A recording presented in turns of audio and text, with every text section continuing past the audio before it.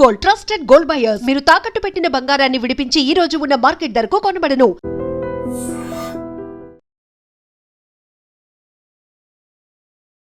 నమస్కారం, welcome to I dream. ధర్మ మార్గం విత్ విజిత కార్యక్రమానికి స్వాగతం.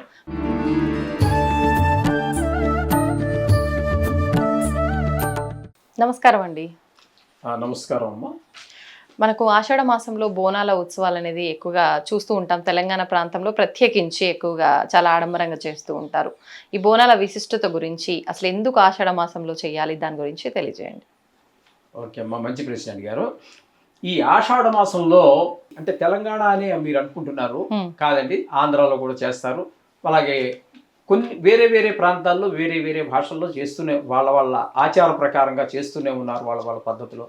ఆంధ్రాలో అయితే దీన్ని గంగానమ్మ పూజ అని చెప్పేసి ఆషాఢ మాసంలో చేస్తారు. ఇక్కడ బోనాలు అంటారు.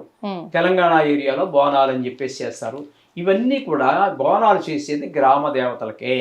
ఈ గ్రామ దేవతలు అనేటటువంటి వారు ఆ గ్రామంలోని నివసించే వారి అందరి యొక్క యోగక్షేమాలు చూసేటువంటి వారు గ్రామ దేవతలే. కాబట్టి ఈ తెలంగాణలో మీరు చెప్పినట్టుగా కొంచెం విస్తృతంగా ఉంది.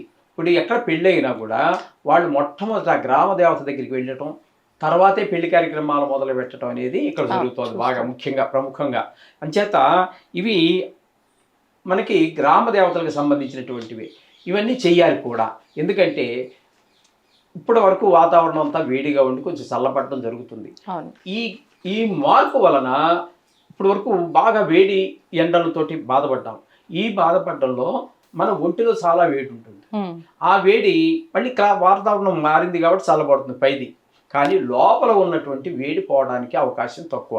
అందుకోసం చెప్పేసి ఈ మాసంలో మనకి ఈ బోనాలు అవి చేస్తూ అమ్మవారికి నైవేద్యాలు సమర్పిస్తూ ఈ వాతావరణ మార్పు వలన వాటి అంతటవే పుట్టుకొచ్చేటటువంటి క్రిమికీటకాలు చాలా ఉంటాయి.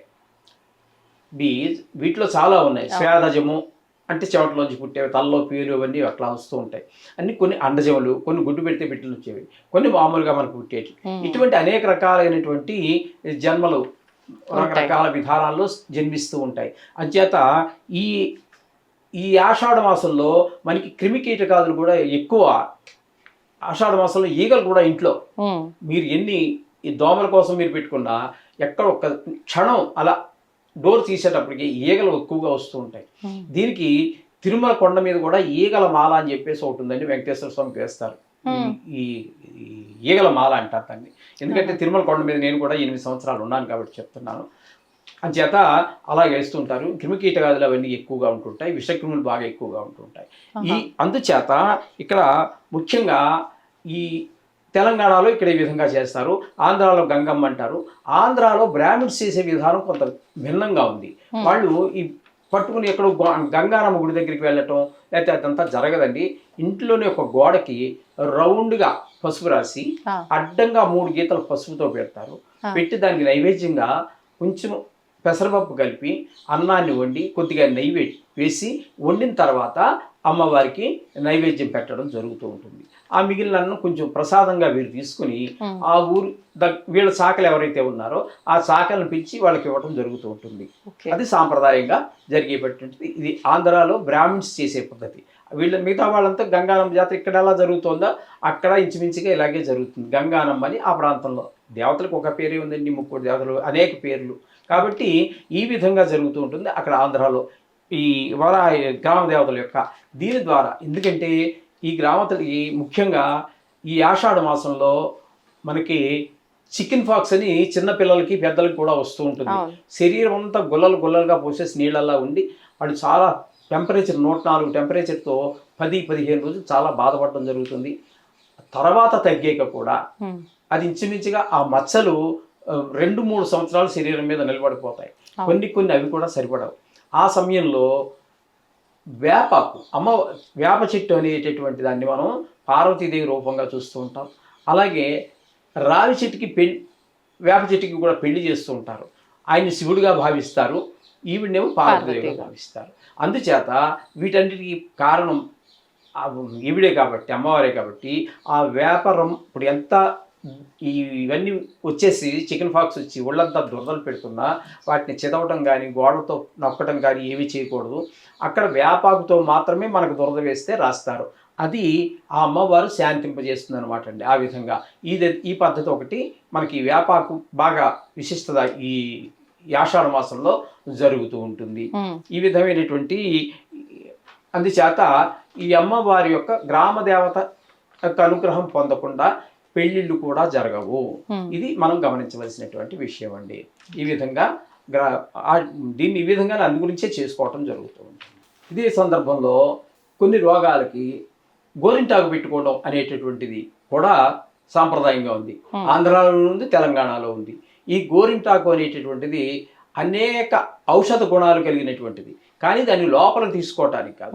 ఉన్న ఔషధ గుణాలన్నీ కూడా లోపలికి తీసుకోవడానికి కొన్ని శరీరం పూత పూసుకునేటటువంటి ఉంటాయి, కొన్ని లోపల మింగేటటువంటి ఉంటాయి.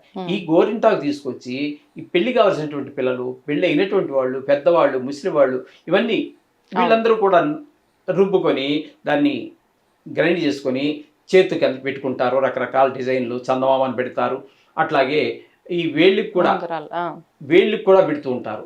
దీనివల్ల మనం ఇందాక చెప్పుకున్నాం చూడండి, ఈ వాతావరణంలో వచ్చినటువంటి వేడి లోపల ఉండి అది పైది ఎంత వాతావరణం ద్వారా మళ్ళీ మారుతోంది. కానీ లోపల ఉన్నటువంటి ఈ ఉష్ణాన్ని ఈ పెట్టుకున్నటువంటి గోరింటాకు హరించి వేస్తుంది. ఈ వేసవి ఎండలకి వచ్చినటువంటి ఉష్ణాన్ని బయటికి లాగిస్తుంది. ఆ విధంగా అదే కాకుండా ఈ కొంతమందికి గోర్లు పుచ్చిపోయి ఉంటాయి. అవునండి. అటువంటి వాటిని తగ్గిస్తుంది. ఒకవేళ కొంతమందికి అలా తర్వాత వచ్చేటటువంటి సింప్టమ్స్ ఏంటైతే అవి ఇంకా గోర్లు పుచ్చవండి అక్కడతో ఆగిపోతూ ఉంటుంది. ఈ విధంగా కొంతమంది తలకు పెట్టుకుంటున్నారు. అది మనం దాని గురించి మనకేం తెలియదు అనుకోండి. ఈ విధంగా గోరింటాకు పెట్టుకుని ఆడవాళ్ళు మగవాళ్ళు పెట్టుకుంటారు. ఆడవాళ్ళు అయితే 100 మంది పెట్టుకుంటారు, మగవాళ్ళు అయితే కొంతమంది లైట్ తీసుకుంటూ ఉంటారు. అంచేత ఈ విధంగా గోరింటాకు పెట్టుకోవడం అనేది కూడా ఒక సాంప్రదాయంగా వస్తుంది. ఈ గోరింటాకు వల్ల మరికొన్ని విశేషాలు ఏంటంటే దీన్ని ఈ తలకు బాగుంటున్నారు, దాని గురించి మనం వద్దనుకున్నాం కానీ చెప్పక తప్పటం లేదు. దానివల్ల కూడా ఈ మొత్తం మనకి ఇది ఇక్కడే కదండి ఉండేది, బ్రహ్మరంధ్రం ఉంది. దాని ద్వారా తలకు పెట్టుకోవడం ద్వారా అది చాలా తలకి సంబంధించినటువంటి శిరోవ్యాధులన్నిటికీ కూడా చాలా బాగా పనిచేస్తుందని చెప్పేసి మన ఆయుర్వేద వైద్యులందరూ చెప్తున్నారు. ఈ విధంగా గోరింటాకు గురించి కూడా మనం ఇట్లా చెప్పుకోవచ్చు. కొంతమంది ఏం చేస్తున్నారంటే, కొంతమంది సిటీల్లో మనకి గోరింటాకు దొరకకపోవచ్చు, కోన్లు అని చెప్పేవి అమ్ముతున్నారు, డిజైన్ పెట్టుకుంటున్నారు. దాని వలన మీరు ఇప్పుడు మనం గోరింటాకు గురించి చెప్పుకున్నటువంటి ఈ శుభ ఫలితాలు ఏవి పొందకపోగా అది కెమికల్స్తో తయారు చేసినటువంటిది. కొత్త జబ్బులు మనం కొని తెచ్చుకున్నట్టే దాంతో కోన్లు ఏవో తెచ్చుకొని డిజైన్లు పెట్టుకుంటున్నాం. పెళ్లి కూతురికి మరీ ఎక్కువ చేస్తున్నారు. అవన్నీ కొత్త జబ్బులకి మనం ఆహ్వానం పలికినట్టే కానీ దీని ఫలితాలు అయితే మాత్రం రావండి. ఇప్పుడు ఈ ఆషాఢ మాసంలోనే కొత్త కోడల్ని పుట్టింటికి పంపించే విధానం కూడా ఉంది కదండి. అవును. అదెందుకని అంటే ఆషాఢ మాసంలో వీరిద్దరూ ఇది చేయటం ద్వారా, కాపురం చేయటం ద్వారా వాళ్ళు మాఘం ఫాల్గుణం అనుకుంటారండి. ఫాల్గుణ మాసంలో వాళ్ళకి జననం అయ్యేటటువంటి అవకాశం ఉంటుంది. ఆ సమయంలో అప్పుడు కూడా ఈ ఆషాఢంలాగే చాలా ఋతువులు మారటం, వాతావరణంలో మార్పుల వల్ల ఆ గర్భిణీ స్త్రీ ఎక్కువ ఇబ్బంది పడవలసి వస్తుంది. ఇప్పుడంటే సిజరన్లు అనుకోండి, ఇంకా దాని గురించి వదిలేద్దాము. మామూలుగా సహజంగా ఇదివరకు ప్రసవం అయ్యేటటువంటి వాళ్ళకి మరింత ఎక్కువ ఇబ్బందులు అయ్యేవి. అందుచేత ఈ నెలలో వాళ్ళు దూరంగా ఉండాలి అనే ఉద్దేశం ఒక కారణమైతే, ఇప్పుడు వ్యవసాయదారులు ఉంటారు. ఆ వ్యవసాయదారులు వాళ్ళు పొలంలోకి వెళ్ళి పని చేయాలి. కొత్తగా పెళ్ళైన వాడు ఇంటి దగ్గర కూర్చుంటే వీళ్ళు వెళ్ళమని చెప్పలేరు, వాడికి వెళ్ళడానికి మనసు రాదు, కొంచెం ఏదో ఇబ్బంది పడుతూ ఉంటారు. అందుచేత ఈ నెల రోజులు ఆవిడ దూరం పెడతారు. ఇప్పుడు కాలంలో వ్యవసాయం ఆధారితంగా లేదు కాబట్టి మేము సాఫ్ట్వేర్ ఇంజనీరింగ్ కదా, మాకేముంది, వీళ్ళిద్దరూ ఎక్కడో ఉంటారు, వాళ్ళు అసలు అది ఇట్లా. కానీ పూర్వకాలంలో నా చిన్నప్పుడు, పూర్వకాలం అంటే పూర్వకాలం కాదండి, పురాణ కాలం కాదు, నా చిన్నప్పుడు కూడా ఒక పాట ఉండేది. అది కూడా ఒక కారణం కావచ్చు.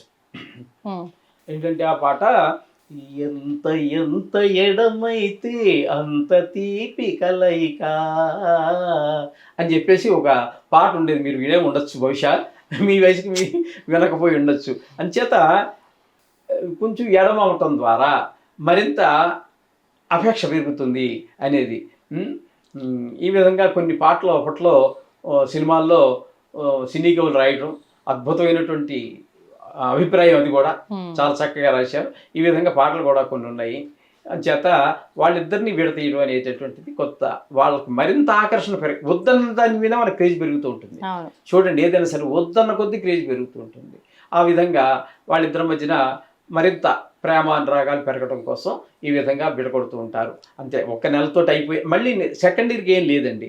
ఎందుకంటే కొంచెం కొత్తగా వాళ్ళకి కొంచెం ఇబ్బందికరమైన పరిస్థితులే, కానీ ఇటు వ్యవసాయానికి ఇబ్బందికి లేకుండా, ఆమె ప్రసవానికి ఆటంకాలు లేకుండా ఉండటం కోసం అని చెప్పేసి వారిద్దరిని కొంచెం ఎడంగా పెట్టడం అనేది జరుగుతూ ఉంటుంది. అంత మాత్రాన్ని అత్తకి ఏదో కారణం చూపించాలి కదా, ఈ కారణం చెప్పలేం కదా ఆ పిల్లలకి. నా కూతురే ఉంది లేకపోతే నా కొడుకే ఉన్నాడు, వాళ్ళకి ఈ కారణాలు చెప్పలేము. ఈ కారణం చేత దూరంగా ఉండని అంచేత వాళ్ళుగా తెలుసుకుంటే పర్వాలేదు. దీన్ని ఎవరు చెప్తారండి? చెప్పాలంటే కన్నతండ్రిగా నేను చెప్పలేను, ఏదైనా ఫ్రెండ్స్ ఎవరైనా చెప్పాలి. ఫ్రెండ్స్ కలిస్తే వాళ్ళు మాట్లాడే టాపిక్లు వేరుగానే ఉంటాయి, కానీ ఈ విధమైనటువంటి టాపిక్ రాదు. ఈ విధంగా అందుచేత భార్యాభర్తల్ని ఆ విధంగా దూరంగా ఉంచడం జరుగుతూ ఉంటుంది. ఓకే, ధన్యవాదాలండి. తవ్వండి, తవ్వుతూనే శివలింగం సరే దాన్ని అట్లా కప్పేసేయండి, చూపించదండి. కృష్ణ ఇస్ దేర్, మూర్తి పూజ కాదు, సాక్షాత్ బ్రజేంద్ర నందన భగవాన్ ఉన్నారు మూర్తిలో. ఏమీ ఆశించకుండా ఆరాధించే వాళ్ళు కూడా ఉన్నారా ప్రభుజీ? నిజమైన భక్తి అంటే మనకు తెలియదు కాబట్టి